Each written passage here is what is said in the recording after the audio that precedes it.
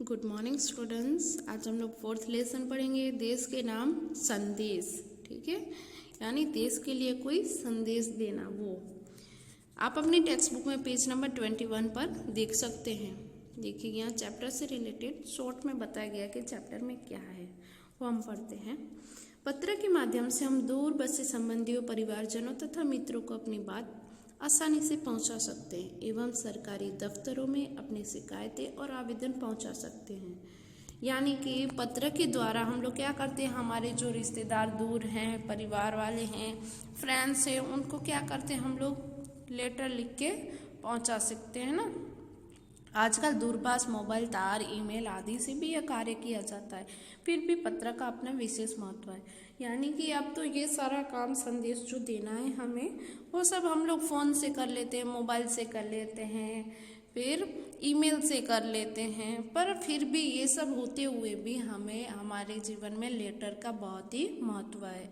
हमारे पूर्व राष्ट्रपति एवं मिसाइल मैन डॉक्टर अब्दुल फकीर जैनुल अब्दीन अब्दुल कलाम ने नई दिल्ली से 19 मई 2005 के दिन क्या आपके पास देश के लिए 10 मिनट है नाम से देश के नागरिकों को ईमेल किया था। इसमें देशवासियों के मन में देशाभिमान की भावना उत्पन्न हो, ऐसी सीख भी है। यानी कि इस चैप्टर में क्या बताया गया है कि हमारे पूर्व राष्ट्रपति और मिसाइल मैन किसे कहते हैं, डॉक्टर अब्दुल कलाम को कहते हैं ना। उन्होंने लेटर ईमेल किया था, अपने देशवासियों के लिए एक ईमेल किया था, और उस ईमेल में क्या था कि आपके पास देश के लिए 10 मिनट है। यानी वो पब्लिक से पूछ रहे थे कि आपके पास 10 मिनट है देश के लिए। वो और देशवासियों के मन में, यानी जो भी देश में रहते हैं उनके मन में देश के लिए अभिमान हो, अपने देश के लिए गर्व पैदा हो, ऐसी सीख दी थी उन्होंने। तो यहाँ पे वही लेटर दिया गया है। और ये हमारा जो चैप्टर है पूरा लेटर की फॉर्म में है। ठीक है, जो लेटर राइटिंग करते हैं ना, उसी तरह से। पहले देखिए, यहाँ पे पहले क्या आता है, एड्रेस आता है ना, तो वही बताया गया कि मातृछाया ऊंची सेरी, गांव मेसपुर है, तहसील बाबर, जिला बनासकांठा, दिनांक 24/12/2011। यानी कि ये लेटर कब लिखा गया है, 24/12/2011 में लिखा गया है। ठीक है, बनासकांठा से लिखा है, अपने फ्रेंड हर्ष को लिखा गया है। प्रिय मित्र हर्ष, ठीक है, नमस्ते, मैं यहाँ सकुशल हूँ, आशा है वहाँ भी सब सकुशल होंगे। यानी कि संबोधन के बाद कुशल मंगल समाचार जो पूछे जाते वो पहले प्रणाम नमस्ते किया, फिर बता दिया कि मैं अच्छा हूँ और मुझे आशा है कि तुम भी अच्छे होगे। तुम्हारा खत मिला, पढ़कर खुशी हुई। मैंने डॉक्टर अब्दुल कलाम का देशवासियों के नाम भेजा गया एक ईमेल पढ़ा, वही तुम्हारे लिए प्रेषित कर रहा हूँ। यानी कि यहाँ पे देखिए, एक बच्चा जो है वो कह रहा है कि जो अब्दुल कलाम ने ईमेल किया था ना, वो ईमेल मैंने पढ़ा है, वो तुम उसको ही लेके मैं तुम्हें ये लेटर लिख रहा हूँ। उन्होंने जो ईमेल में बताया था वही मैं तुम्हें बताना चाहता हूँ। डॉक्टर अब्दुल कलाम अपने संदेश की शुरुआत में ही पूछते हैं, क्या आपके पास अपने देश के लिए 10 मिनट का समय है। यानी कि उन्होंने ईमेल में स्टार्टिंग में ही क्या लिखा था, पब्लिक से ये पूछा था कि आपके पास अपने देश के लिए 10 मिनट है, यदि हाँ तो इसे पढ़िए, वरना मर्जी आपकी। यानी वो कह रहे हैं कि अगर आपके पास 10 मिनट है तो मेरा ये ईमेल पढ़िए, और आपके पास 10 मिनट नहीं है तो फिर आपकी मर्जी। इसके बाद वह देश के लोगों की सोच बताते हुए कहते हैं, यानी कि उन्होंने जो आगे लिखा था उसमें क्या था, देश में जो भी लोग हैं उनकी सोच के बताते थे। देखिए, आप कहते हैं हमारी सरकार निकम्मी है, आप कहते हैं हमारे कानून पुराने पड़ गए, आप कहते हैं नगर पालिका कचरा नहीं उठाती है, आप कहते हैं फ़ोन काम नहीं करता, रेलवे मजाक बन गई है, एयरलाइन दुनिया में हमारी ही सबसे खराब है, चिट्ठी अपनी मंजिल तक नहीं पहुँचती। यानी कि जो भी पब्लिक ने सरकार से कंप्लेंट्स की थी कि ये बुराइयां करते हैं ना, तो उन्होंने वही कहा है कि आप लोग ये कहते हैं कि हमारी सरकार निकम्मी है, यानी भारत देश की जो सरकार है वो निकम्मी है, कुछ नहीं करती। आप लोगों ने ऐसा कहा है। आप लोगों ने ये भी कहा है कि हमारा कानून पुराने पड़ गए, यानी कि हमारे कानून जो है वो अच्छे से फॉलो नहीं हो रहे हैं। आप कहते हैं कि नगर पालिका कचरा नहीं उठाती है, यानी कि पब्लिक ने भी कंप्लेन की है कि नगर पालिका वाले जो है वो कचरा उठाने नहीं आते। और आप ये भी कहते हैं कि फ़ोन काम नहीं करता है, यानी जो लैंडलाइन है वो काम नहीं करता है। रेलवे मजाक बन गई है, यानी कि ट्रेन जो है वो सारी टाइम पे नहीं आती है। एयरलाइन दुनिया में हमारी ही सबसे खराबी, यानी कि कहते हो कि जो हवाई जहाज उड़ते हैं हमारी वो सबसे खराब है, पूरी दुनिया में सबसे खराब हमारे देश में है। चिट्ठी अपनी मंजिल तक नहीं पहुंचती, यानी कि पोस्ट ऑफिस में हम लेटर पोस्ट करते हैं वो सही एड्रेस पे नहीं पहुंचता, ऐसे भी आप लोगों ने बताया है।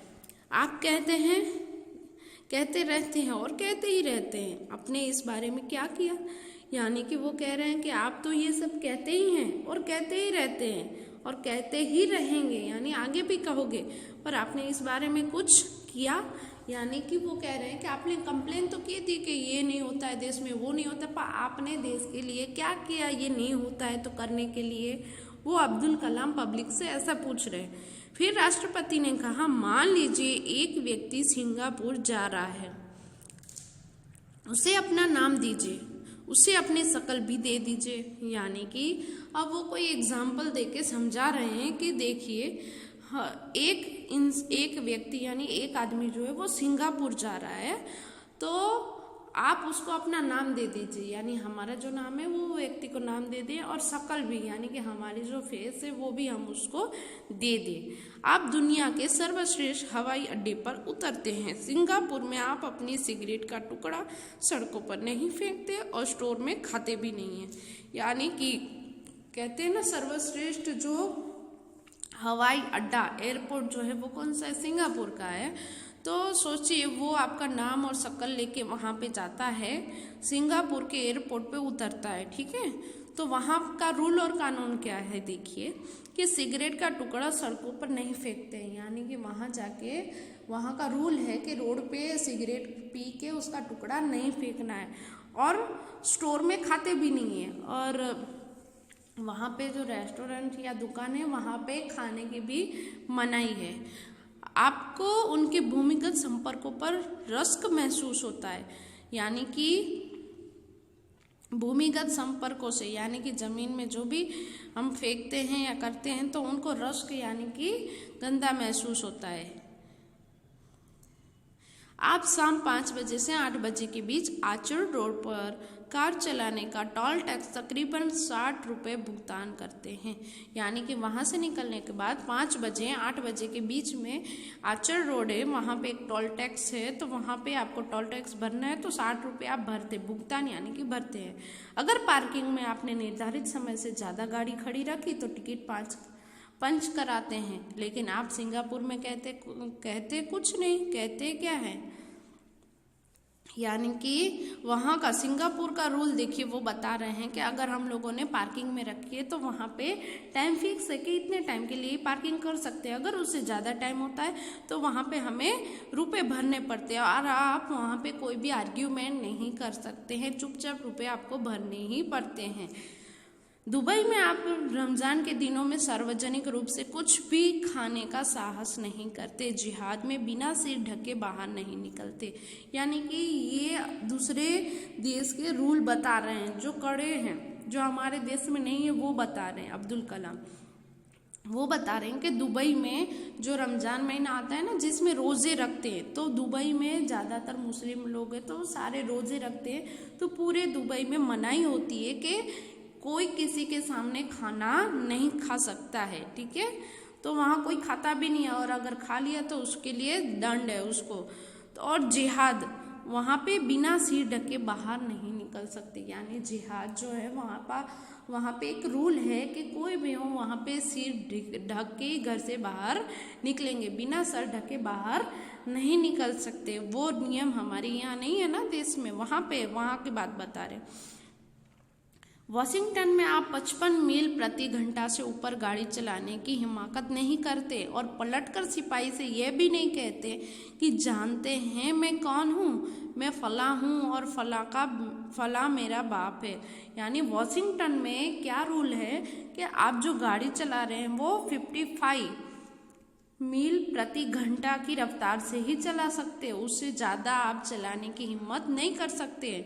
और अगर उसके अलावा भी आपको वहाँ पे कोई भी पुलिस है उसको आर्ग्यूमेंट या उसको धमका नहीं सकते। आप वहाँ ये भी नहीं कह सकते जैसे इंडिया में लोग धमकाते हैं ना, तुम मुझे जानते हो मैं कौन हूँ, मैं ये हूँ, मैं उसका बाप हूँ, मैं उसका बेटा हूँ, इस तरह से बताते हैं ना।